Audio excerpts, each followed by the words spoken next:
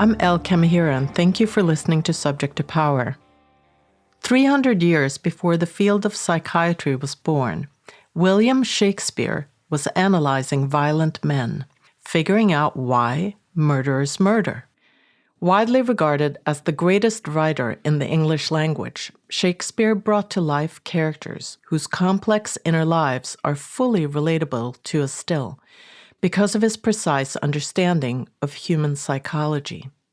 I have two very special guests today. Jim Gilligan, who's an American psychiatrist who has spent his life studying causes and prevention of violence, working with violent men in American prisons. Jim pioneered programs in those prisons that were extremely effective in reducing violence, drawing on Shakespeare's plays. And David Richards, who's a law professor teaching constitutional and criminal law, and is the author of 20 books on human rights, justice, feminism, and gay rights. Together, they've just written a new book called Holding a Mirror Up to Nature: Shame, Guilt, and Violence in Shakespeare, about what they learned in prison, and much more.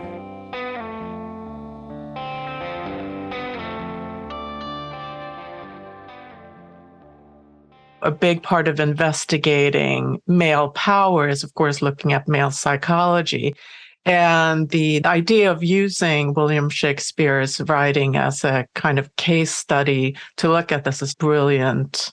Maybe you can just tell us a little bit who you are in your work and how you came to this idea. If you look at the introduction of our book, Jim describes how he came across this. So, Jim, maybe you should speak to that. Sure. I am a psychiatrist, and in the midst of my psychiatric training, I had my first exposure to something I'd never heard of before called prison psychiatry, and that I decided that the study of not just violent crime, but violence generally, even legal violence and political violence, was really the most important social problem to which I could devote my career as a psychiatrist. So I ran prison mental health programs for the Massachusetts prisons for a total of about 15 years, did research in the violence prevention experiment in the San Francisco jails for about 10 years. And really for the past almost 55 years, I have been spending my time really specializing in studying the causes and prevention of violence. I don't think psychoanalysis until Jim's work ever actually studied these men. And Jim did. I mean, in a way, his work is a breakthrough in the use of psychoanalytic techniques to understand a subpopulation that a psychiatrist never really studied. You can see why they're frightening. You don't earn money. It's perfectly understandable. But I think Jim was in a position, because of his background, both in literature and in psychoanalysis, he is an analyst as well as a psychiatrist, to sort of use this technique with these very violent men. And what he found is they had no voices.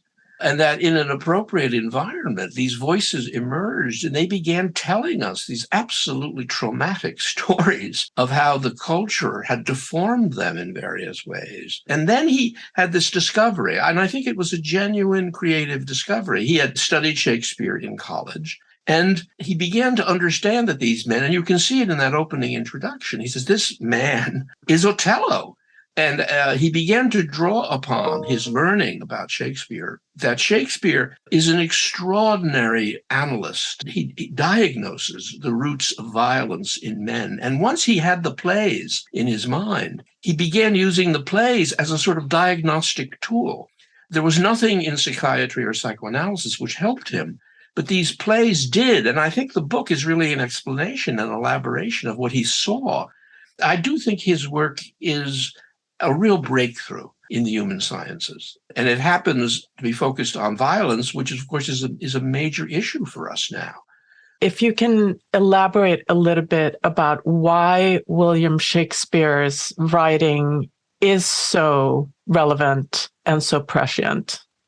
He gave really detailed, intimate, almost microscopic, second-to-second descriptions of what was going on in the minds of people and in their hearts and their feelings as well as their thoughts that led up to acts of, oh my God, just intolerable degrees of violence. I mean, it's hard to sit through some of Shakespeare's plays. The violence is so horrible and horrifying and extreme. what I found, it was so helpful to me when I was trying to understand men in prisons who had done the same things. Violence that was just as horrific and nauseating and horrifying. Because of my familiarity with Shakespeare's plays, I realized the most violent of the men I was seeing in prison, they just walked right out of Shakespeare's plays. I saw Othello. I saw Richard III. I saw Timon of Athens. I saw the hitmen that Macbeth hired. And on, I could go on and on and on. He understood these guys and helped me to understand them because he was so right on. One of the words he uses most frequently in his plays in describing what is going on in the minds and hearts of the men who become murderers is the word shame. Another one is the word dishonor. When they feel dishonored, when they feel shamed, that is when they become violent. And that's what I saw. That's what I found in the prisons over and over again. When I would ask somebody why he had assaulted or even killed somebody, they said, because he disrespected me. And they use that term disrespect so often that they abbreviated it into the slang term dissed. He dissed me. And it struck me that when somebody uses a word so often they abbreviate it, it tells you something about how central it is in their moral and emotional vocabulary. But that was exactly what Shakespeare describes. Men are disrespected when they are dishonored, when they are ridiculed.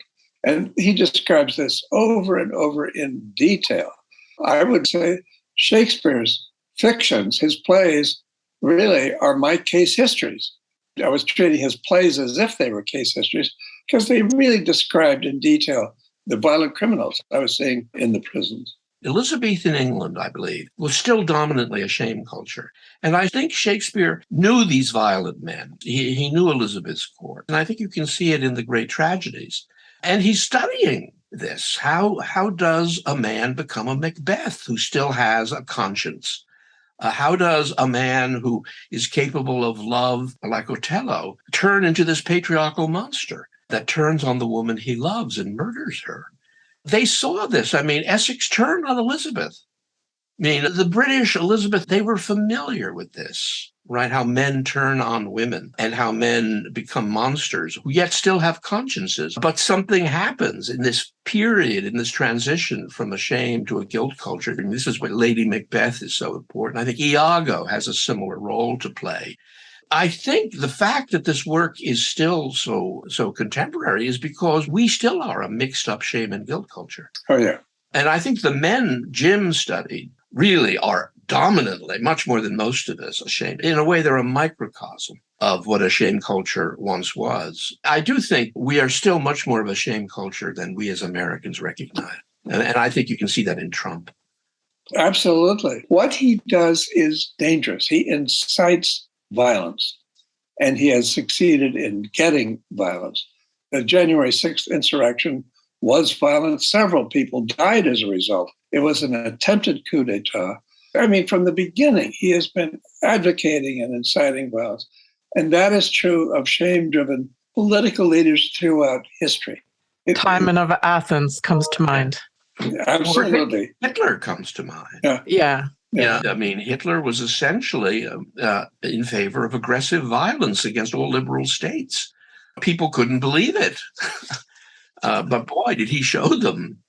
I think it's a lack of imagination on our parts, on the parts of liberal, scientifically based doubters. It's just lack of imagination. And you can see it in Putin, really, I think. Yes. More contemporary circumstances. And if you look at the documentation, these leaders actually showed us how they incited violence and why they did. Hitler came to office on the campaign promise to undo what he called the shame of Versailles, the Versailles Peace Treaty. He felt Germany's national honor had been damaged by the war guilt clause that blamed them for World War II and the sanctions that were going to punish Germany for their participation in the war. But you see an echo of that in Trump. He came to power on the campaign promise to undo what he said the Democrats had done, which is, as he put it, to make America the laughingstock of the world. So he was saying the same thing Hitler said about Germany, that we had become shamed among the nations of the world because of groups that in his own society that he was going to eliminate. Vladimir Putin described his violence in the scorched earth war policies he fomented against the Chechens before he started the war against Ukraine, when he said that the people of the West may not understand this, well, we will not permit the national pride of Russia to be humiliated. So again, Hitler, Putin, Trump, they're all inciting their followers to violence, and they're gaining power by saying, our country has been shamed by our enemies. I am the only one who can undo the shame, and the only way to do that is by means of violence. So he succeeded in instigating violence. But see, that's what Shakespeare's history plays show.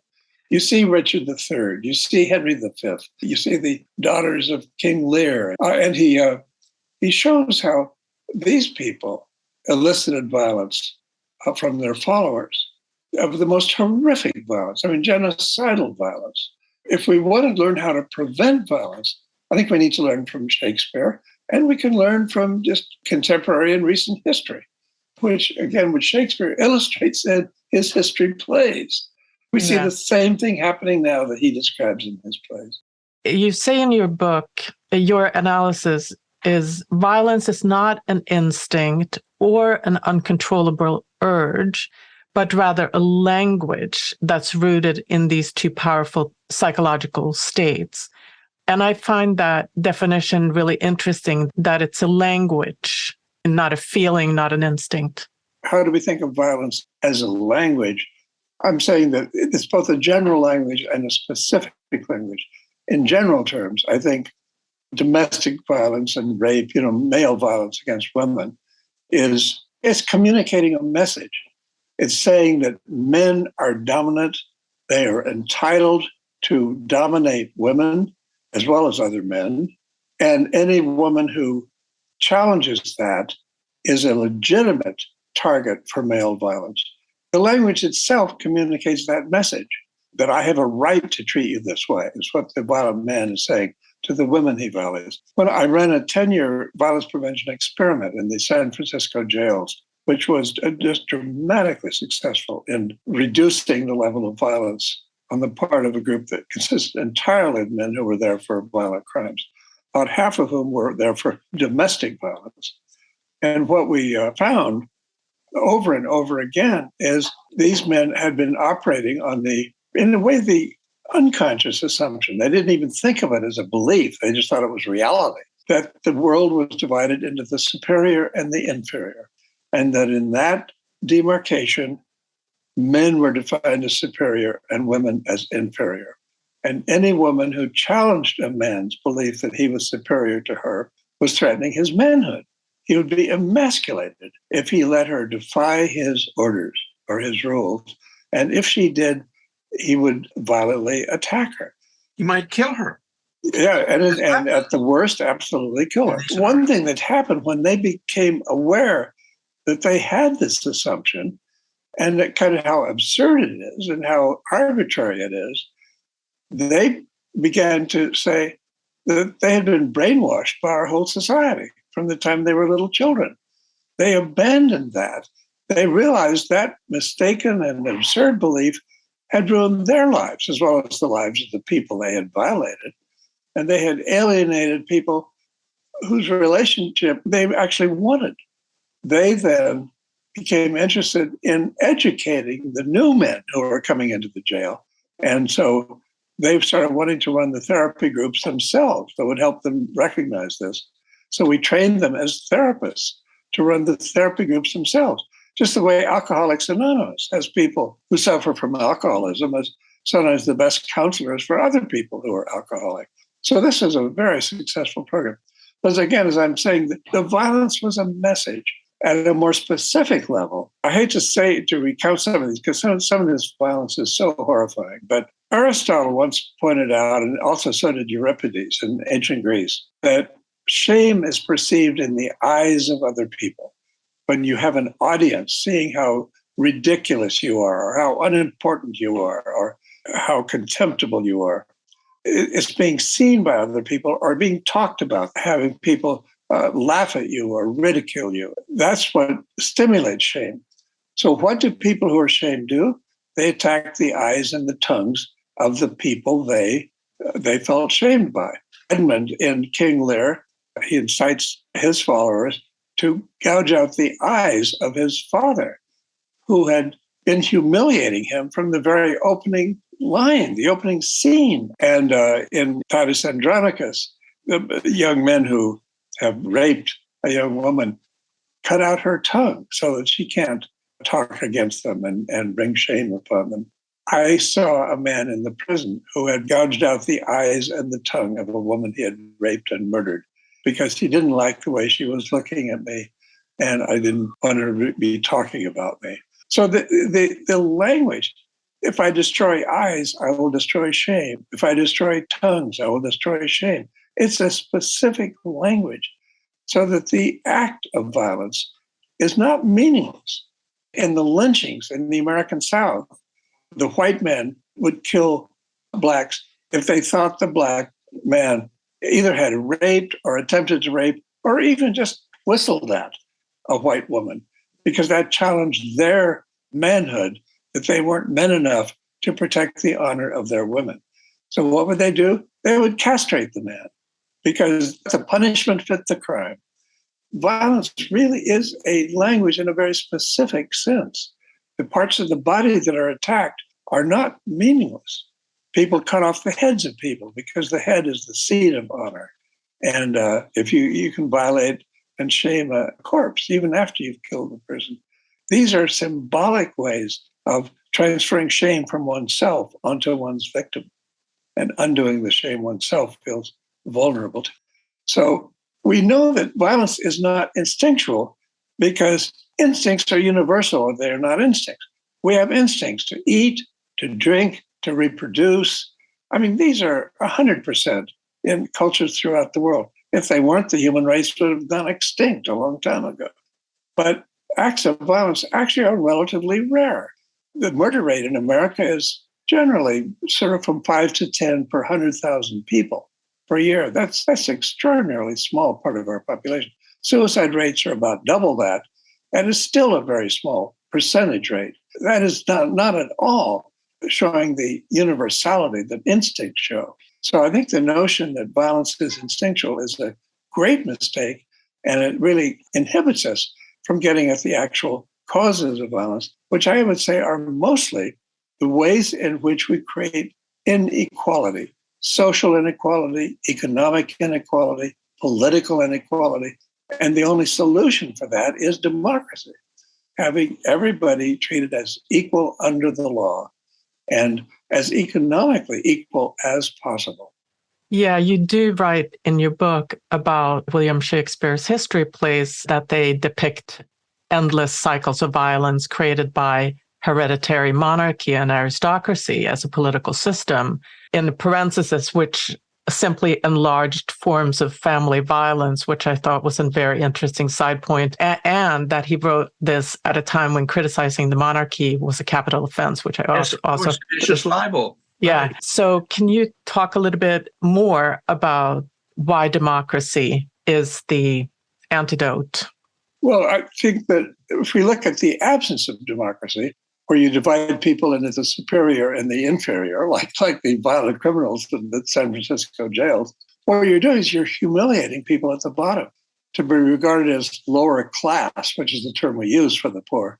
Lower is the English equivalent of the Latin term inferior, which means lower. So if people are lower class, they're treated as inferior. Upper means superior is the Latin word for upper. So the upper classes are superior. They have pride, which in Latin is superbia. It comes from the same linguistic root. So democracy undoes all that. It undoes hierarchy and creates equality so that you don't have an inferior class that's going to have feelings of inferiority, which is a term for feelings of shame and humiliation. So if you treat people as equal in dignity, and to be human is to be worthy of respect. I think what we're saying is that the master normative concept in democracy is equality. And we criticize democracies to the extent they don't give us equality. I mean, mean, that's why we criticize racism, sexism, and homophobia. These are failures to regard people as equal. Yeah. That's an internal argument within democracy. I think our general view of violence is it's a necessary condition that there be this kind of patriarchal humiliation, but it's not sufficient, that it can be undone if there is a background of education, equal opportunity, and the like. I mean, Jim's work shows this. I mean, here with these extremely violent men, he treats them with respect. He tries to inculcate in them what it is, rather than acting out their violence, to actually discuss it. And really, the main therapy Jim has discovered, I think, is that if you give them a way of talking about their problems, they see them. I mean, the consequence of his use of this in the San Francisco prisons was astonishing. He lowered the rate of recidivism to astonishing degree. So this works. It also saves money. Prisons are very expensive. We pay a terrible price as Americans for our sort of irrational retribution. The damage it does to the prisoners, and the damage and the astronomical amounts we pay pointlessly in institutions which worsen the problem. Yes, I do want to drill down into the idea of shame for a little bit. You write that it's a humiliation in the form of soul murder or death of the self to be dishonored or shamed. And some men experience the death of selves when they are overwhelmed by shame and engage in violence in order to resurrect the dead self. I find this extremely fascinating. Can you elaborate? These are the terms that they actually use. So I'll let Jim speak about this. Yeah, no, I was surprised to hear that. I'd never read this before. I never heard it. But the most violent men in the prison would tell me that they themselves had died long before they started killing other people. What they meant by that was they felt dead inside. They used terms like empty, numb, lifeless. They felt like they had ropes and cords in their bodies rather than nerves and veins. They would cut themselves to see if blood would flow to prove they were alive. And they found that sense of deadness and numbness more tormenting than even pain would be. They had lost the capacity for either emotional feelings or physical sensations. What struck me was they had died because they'd been so overwhelmed by shame and humiliation throughout their lives. And they would often, you ask them when they started feeling dead, they could describe an experience in which they had been just totally, utterly humiliated and treated like dirt. And that was the point when they just really just felt dead. And then they were desperate just to kill other people as a way of trying to resurrect their dead self. Shame and guilt are as powerful in motivating human behavior as love and hate are, because they are love and hate, except as directed toward the self. Shame is the absence of self-love or feelings of self-esteem, self-worth, pride, dignity, and so on. And the opposite of shame is pride, which is self-love. Now, if a person is deprived of self-love, deprived of pride by being shamed, there's no love for the self, either from other people or from the self. What I discovered was the self needs love as much as the body needs oxygen. If the body is deprived of oxygen, the body dies. If the self is deprived of love, the self dies. And that is what I discovered in the prisons, working with violent inmates. Now, guilt is different in that guilt is self-hate. It's self-condemnation, feelings that one deserves punishment. And the opposite of the feeling of guilt is the feeling of innocence. Now, what guilt motivates is not killing other people. It motivates killing the self. It motivates suicide. When you feel guilty, it's the opposite of feeling innocent. But I discovered, though, nobody feels as innocent as the criminals. They feel absolutely justified in what they had done. We used to have a saying in the prisons among all the staff members that I worked with and myself: you never meet a guilty man in prison. They wouldn't deny they committed the act of murder or rape that they had been sentenced to prison for. They simply said it was morally justified. There was nothing wrong in what they did. This, Elle, I think, is what made Richard III, why we really start with him, because he is really a psychopath of the sort that Jim is describing. He has no conception of guilt whatsoever. And indeed, at the end of the play, he struggles with this issue. What is this guilt? I mean, it's not something he has experienced. And he is capable of illimitable personal and political violence. But it's all rooted, of course. The play begins with his humiliation. He's a hunchback, unlovable. And the idea of humiliation for us really includes cultural humiliation, the humiliation of the hunchback, the humiliation of Edmund as being illegitimate, or the humiliation of Shylock as being Jewish. And they do elicit violence. And Shakespeare shows us that again and again in all of these different contexts. To Richard III, his physical deformity that made Richard III so humiliated, he says in the opening speech in that play, because he can't be a lover, because he feels women will reject him, because he's so physically deformed, and the children laugh at him and so forth. So he said, since I cannot be a lover, I'll prove a villain and kill people and gain honor and pride by means of assassinating so many people that he becomes king, which he would not have, if he'd been nonviolent.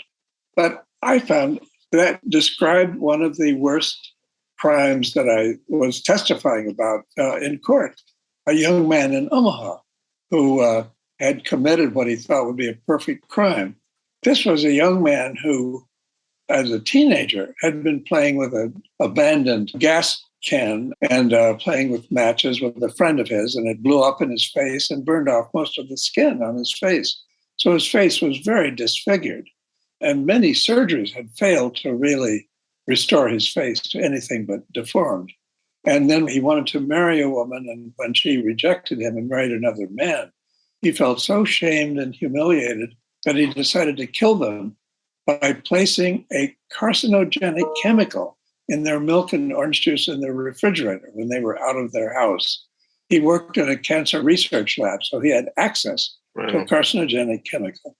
And he thought that this would induce cancer in them months hence, and he'd never be suspected of murder. Actually, he put so much of it in that 2 people died just from the immediate toxic effects of it. They didn't have to wait till they got cancer. So the police found him and discovered him. But my point is, he was acting on the same motives that Richard III was. I've often said that to use violence as a means of trying to undo one's own shame is like drinking salt water to quench your thirst. The more violent you are, the more people hate you. It also makes me think of the whole idea of being kind of cast out of the human family, saying, you don't belong, you don't measure up as a human being, that you're kind of cast out of is a very, very, very painful human family, so to speak. Yeah. One of the most painful experiences people can have. It can be overwhelming. And as I said, it can cause what people experience as the death of the self when they feel that nobody loves them. But I think all you really need is the love of one person. When psychiatrists have studied children who've grown up in a very dysfunctional, very violent family, but one of them grows up to be really totally pro-social and normal and nonviolent. So this is a study of the invulnerable child. And what they found is this was a child who found at least one adult in their life, whether it was a teacher, an uncle, or a grandparent or whatever, who they could trust, who had faith in them, and they could rebuild a sense of an intact self based on that, and not succumb to the feeling of being overwhelmingly shamed and rejected. We talked a little bit about it before, but I want to circle back to patriarchy. That patriarchy, because it's founded in gender hierarchy, is a shame culture in itself. Can you elaborate, kind of develop that thought? It's a shame culture where patriarchy dominates, which is most human cultures, which are constantly at war with one another. And in America today, our political polarization, and it's that fight between hierarchy versus equality, authoritarianism versus democracy. One of the difficulties, I think, Elle, is the difficulty that men have in seeing the force of patriarchy in their own lives and how destructive it is. I mean, patriarchy really harms men. I mean, Jim can speak to this, but because men, I think, are initiated into patriarchy so early, they have difficulty seeing how destructive it is in their own lives. And I think that is the reason that we're in the problem we're in. I mean, women are much more likely to see it than men. Men fight our wars. It's men who have higher vulnerability to it's men who are largely killed. And Jim can go on with this for hours, but it's very difficult for our culture to see it. And I do think it is part of our deep problem. I think many women, in my experience, see the problem of patriarchy very clearly, but because they're silenced, they can't speak about it. And men are threatened by these voices. They tend to explode in violence. So violence, in a way, keeps patriarchy in place. I'd also say that patriarchy keeps violence in place. The two go together and reinforce each other. But in our sexist and shame-driven culture, and we're a mixture of both a shame culture and a guilt culture, as I said. The shame culture defines masculinity, among other things, as in terms of how much somebody is or is not willing to be violent.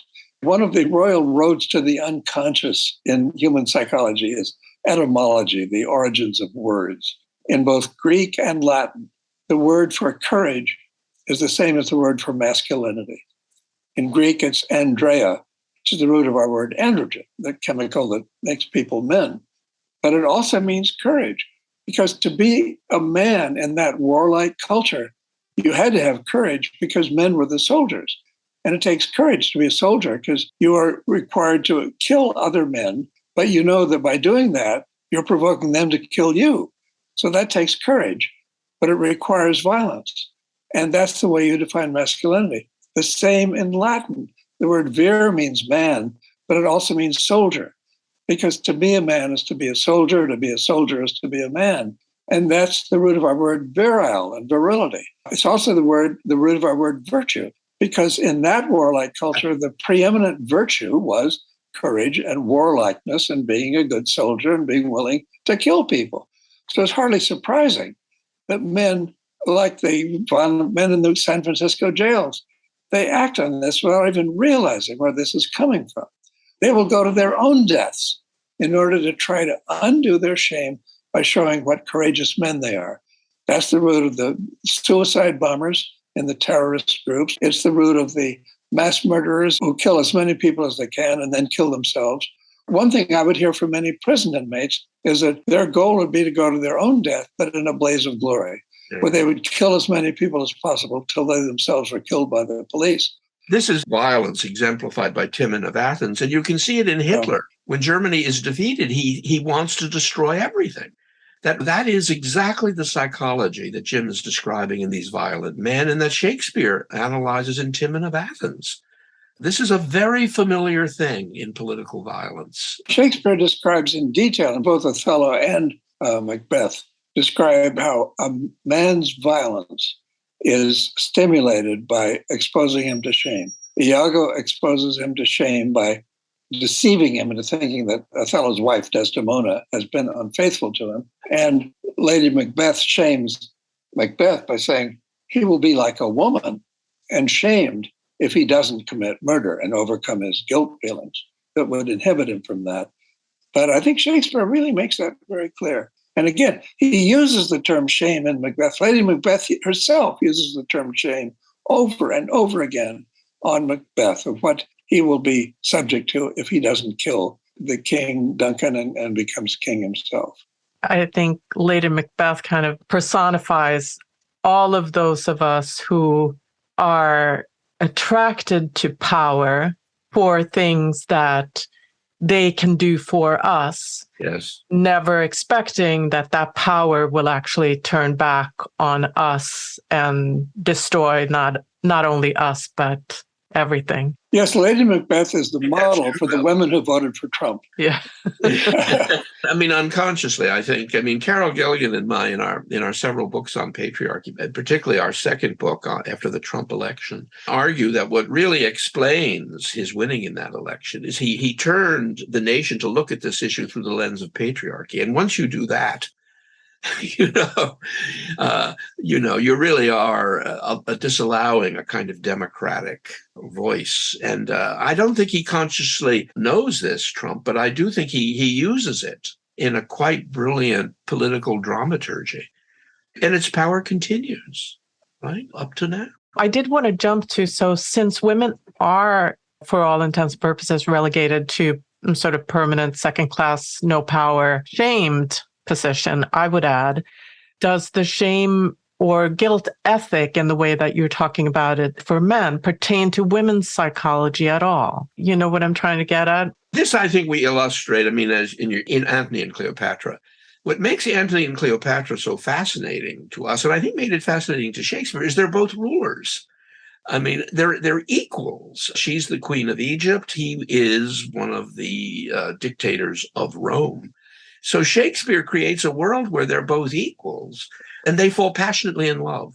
Antony, for the first time in his life, he has sex with everyone, men and women, but he's never been in love. And he meets this woman who was very remarkable. She was extremely intelligent, multi-literate, also quite capable of killing people if it stood in her way.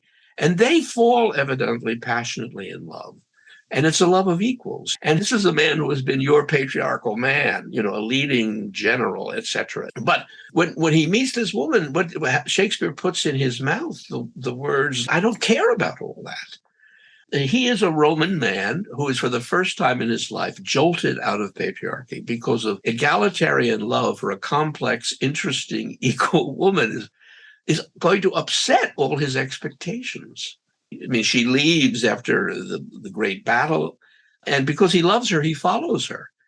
And all of his men say, how can you do this? Follow a woman. And that's what leads to his defeat. His soldiers, what's happened to our patriarchal leader? And they abandon him because he's failed in his role. And I do think Shakespeare shows us, as I think we point out in our book, that love is possible. But under patriarchy, it's really a problem. And let me get back to your question about women and shame and violence. For example, why aren't women as violent, if not more violent than men? Because in some ways, they're more shamed than men. They're regarded as inferior by definition to men. So why aren't they more violent than men rather than less? Let me quote a woman who is, I think, one of the greatest psychologists of the 20th century, Virginia Woolf, who described in one of her major polemics against male violence called Three Guineas. She says that men, and again, she's talking here about the gender role definitions that our culture provides for masculinity and femininity. She says men are most deeply shamed if they are accused of lacking courage, or in other words, I'd put it in our slang terms, a sissy, a wimp, a coward, that sort of thing. That's the most shameful accusation you can make against a boy in the schoolyard or a man in battle or a man generally, that he was lacking in courage, he was unwilling to be violent. Now, women, she said, feel they're most deeply shamed when they are accused of what she called unchastity. And if you think about the insults that men, the shaming words that men will hurl against women, is to call a woman a whore, a slut, a bitch, and these terms that describe her as being sexually promiscuous. The idea that a man loses honor if he fails to be violent, he's not courageous enough to fight. A woman loses honor if she is too sexually active, but the whole thing revolves around sex rather than violence. On the other hand, it is clear that women sometimes do commit murder. I thought one of the most clear examples of that was in Euripides' play Medea, about a woman who becomes so enraged with jealousy, and jealousy is one of the versions of shame. You feel jealous of somebody if you feel inferior to whoever you feel jealous of. She feels jealous because her husband has an infatuation with another woman and is going to leave her, and she kills their children. Well, I saw exactly that happen in Massachusetts. A woman whose husband became infatuated with another woman, and she killed their children. So what I'm saying is, if you shame a woman enough, a woman can become capable of committing a murder, but it takes a lot of violence, and it happens much less frequently, because that is not the way that women's pride versus shame is defined. One last point I want to make is there's been such huge amounts of discussion about abortion and why people are against or in favor of abortion. One important thing that I think has not been noticed or commented on is that people who oppose abortion are people who feel that they are vulnerable to being shamed by having a woman have sex outside of marriage or outside of their purview without having to pay the consequences, namely pregnancy and birth. In other words, opposing abortion is a way of trying to control women's sexuality. and making sure that it will be completely under the control of men so that women, cannot escape the costs of having sex. If they have it in or outside of marriage, they've got to bear the baby. To oppose abortion is based on men's fear of being shamed by women's sexuality. And that's the way masculine superiority over women is defined. So what I'm saying is these gender roles are defined in opposite terms. Men are shamed for reasons that are the opposite of the reasons women are ashamed, and vice versa. Jim, your mentioning of the abortion issue has to be underscored because here you have a Trump-appointed court which has reversed Roe v. Wade, and I think clearly reflects the dominance in the coalition which has led to Dobbs of a sort of anti-sexual coalition. The Catholic Church, which is one of the most patriarchal religions, has long had this anti-sexual attitude, right? I mean, any form of non-procreated sex under Catholic dogma is wrong, and gay sex is wrong. And this is a patriarchal religion, supposedly of celibate men who know nothing about sex to start with. And we know that this view is very much in the background of several of the justices in the coalition on the court. I mean, they can't admit that because it would raise anti-establishment problems because they're giving expression to sectarian religion. But I mean, the coalition is very hostile to women's free sexuality and to their controlling their reproductive history, whether they're married or not. And the idea that they want to perpetuate that women must get pregnant, right, which is supposedly the natural deterrent to sexuality, I think that's a very insightful analysis of the problem we're in and what Trump has managed to accomplish willy-nilly. I think patriarchy is really the central issue. Absolutely. But of course, at this juncture, women, having had the gains we have had in the last 50 years, aren't going to go back to accepting no rights. So there's enormous friction that's going to happen. And I fear that in order to get women back to no rights, a lot of violence will be required to do that. That frightens me. I think with good reason. I think you're absolutely right.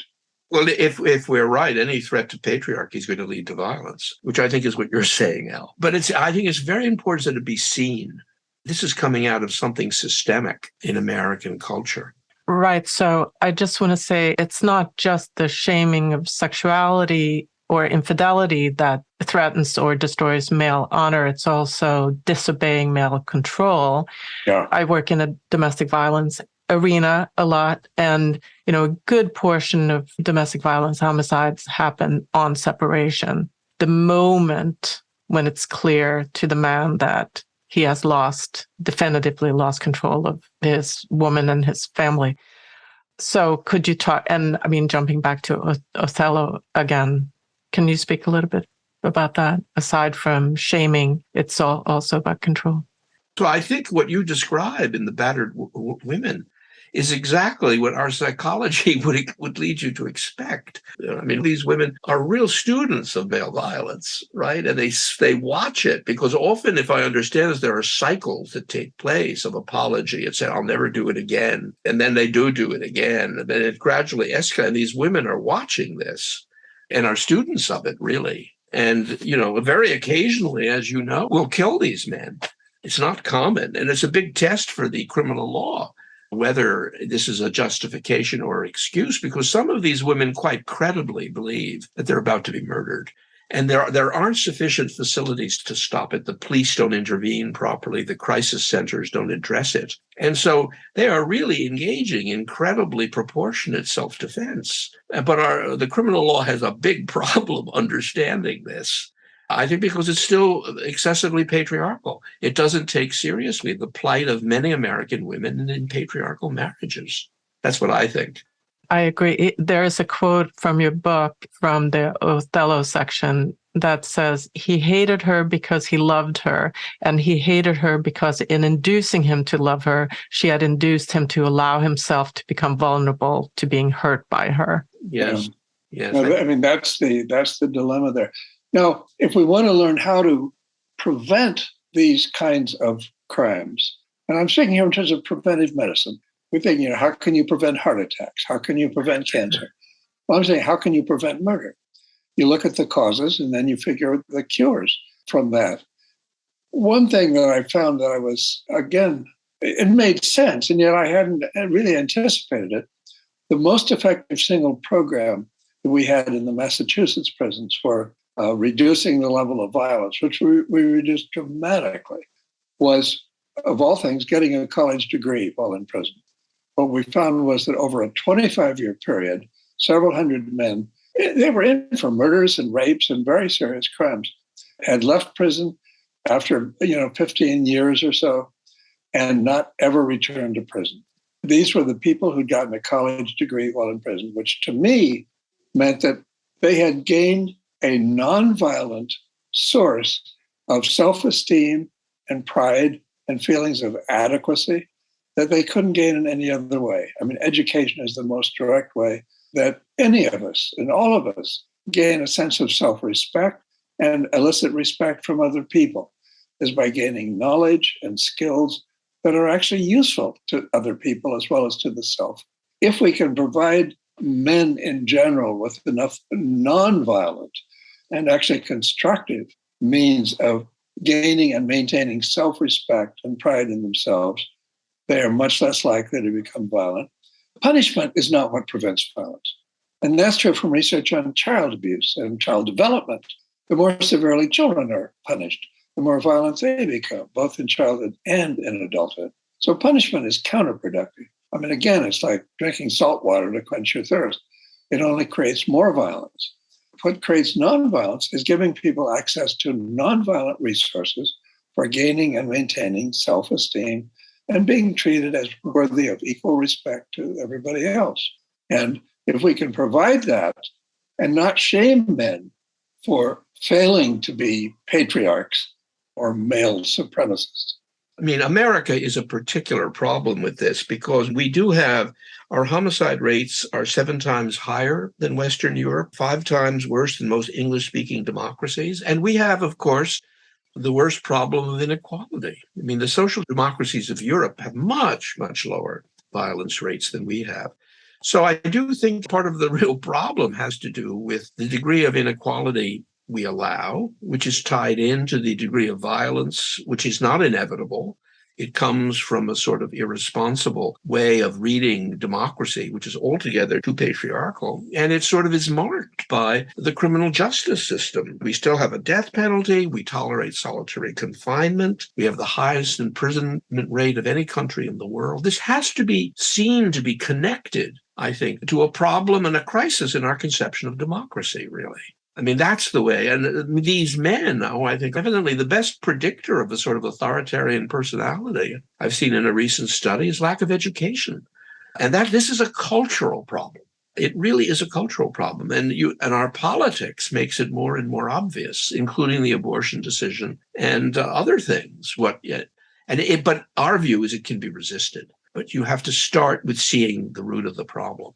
Yeah. And you say something that sounds... First, it sounds very counterintuitive, but then it makes so much sense that morality does not prevent violence, that William Shakespeare shows us that morality does not prevent violence, but the very opposite. Morality stimulates violence, and by doing so causes deaths. Jim will want to talk about this more than I, but you can see it in one of Shakespeare's greatest plays, Measure for Measure, which is essentially a critique of retributivism. Let me explain how I view morality. I'm saying that shame and guilt are the main emotions of morality, but they each motivate a different and opposite moral value system. So I speak of a shame ethic and a guilt ethic. That is, ethical value systems that are motivated by sensitivity to shame versus sensitivity to guilt. I'm saying in a shame ethic, the worst evil is shame and humiliation. And the highest good is the opposite of shame, namely pride and honor. In a guilt ethic, pride is not the highest good, it's the worst evil. It's the deadliest of the 7 deadly sins in the guilt ethic of Christianity. And humiliation is not the worst evil. Humility is the highest good, the root of all the other virtues. And to the shame-driven person, humility is just self-humiliation. So these are directly opposite moral value systems. If you think of what are the main moral commandments that morality commands, The main moral commandment of guilt ethics is thou shalt not kill. The main value system of shame ethics is thou shalt kill. That is, we have honor killings, where people are obligated to kill somebody who has violated their honor. And that's what honor killings are all about. If a woman has sex outside of marriage, the man can only regain his honor and the honor of his entire family if he kills the woman and or her lover. Whereas in a guilt ethic, you're taught, don't kill others, kill yourself. So guilt ethics motivates suicide, just like shame ethics motivates homicide. So that's what I mean when I say that morality doesn't prevent violence, it simply redirects it. Shame ethics directs violence toward other people. If you're shame dominated, you'll choose violence against others, not against yourself. Our view is American retributivism looks like it's centered in guilt, but it's really centered in shame. Yeah. Which you can see by the fact that we retain the death penalty, and most of the other countries we compare ourselves to have avoided it. But let me discuss what makes morality unnecessary and redundant, since we know it's harmful and stimulates violence against either others or the self. What transcends morality is love. When you love somebody, you don't need a moral commandment telling you to treat them well. You voluntarily and spontaneously want to treat them well because that's what love means. And to the degree that we can create the social and psychological conditions that will motivate people and also give them the emotional capacity for feelings of love, they will not choose violence. And that's something that Shakespeare illustrates in plays like Measure for Measure. There's an old saying that tragedies end in funerals, comedies end in marriages. But marriages, is a symbol for love. I mean, that's what it means in a drama. That's what makes Measure for Measure so extraordinary, because it ends with marriages. Yeah. And there is no death. And nobody's punished. Nobody's put in prison. Nobody's executed. But they all get married. Shakespeare, in the midst of this very retributive British culture, which has these horrifying forms of punishment, writes this astonishing, largely for a legal audience of a young man in the Inns of Court, But, the term comedy itself simply means a play that has a happy ending. Meaning, it's describing how you've been able to prevent violence. Because tragedy is what ends in violence. And what Shakespeare shows is that love provides comedy, meaning a happy ending, as opposed to a tragic ending. And that's what he illustrates, is how to prevent violence. And the answer is love. Now, I know many people say, oh, that's naive. People are not capable of loving each other. The fact is, all the research we have on child development going back to infancy, one thing we are born with is an instinct to love. We don't have an instinct to kill other people. We do have an instinct to love other people. The baby exchanges eye contact with the mother and seeks contact with the mother. And the mother reciprocates and the baby reciprocates. It's mutual. We have in the brain what I call mirror neurons, meaning that you imitate how other people behave and feel. If you are surrounded by people who love you, beginning with the mother, you imitate the mother and you develop the capacity for love. I do think Jim Gilligan's work, the way he used psychoanalysis or psychoanalytic techniques with these very violent men, was a work of love on his part. That is he listened to them. No one has ever listened to these men. I mean, Jim, who is a deeply loving man, adapted a technique that had never been used with these very violent men and had these astonishing results. They talked, and in a way, his innovations in psychoanalysis and psychology exemplified the force of love. They taught me what causes violence, and they taught me how to prevent it. But it was very mutual. They would often say that I and my staff were the first people in their lives who had shown enough interest in them and enough respect for them to be interested in hearing the story of their lives and hearing how they felt and what had led them to do what they did. That was their first experience of this. And lo and behold, the effect was a dramatic reduction in the frequency and the severity of violence that they committed. I think that's universally true of human beings. Well, thank you. Thank you. Thank you very much, Elle, for showing this interest and supporting our work. Yeah, we really appreciate it. Thank you. Yeah.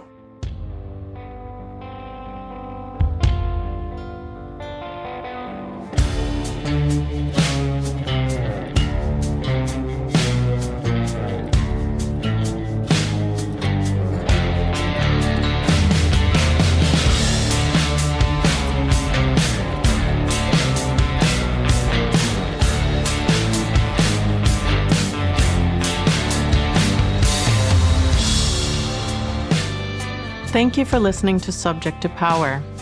You can find the show online at subjecttopower.com or subscribe to the show wherever you find your podcasts. I'd love to know your thoughts on these conversations, so please drop a note on the website or find us on social media. The best way to support the show is to rate and review Subject to Power on Apple Podcasts. It really helps other listeners find us. Subject to Power is written, hosted, and produced by me, Elle. Audio engineering is done by Jason Sheasley at Abridged Audio. Cover art by B. Johnson, and music by Beware of Darkness.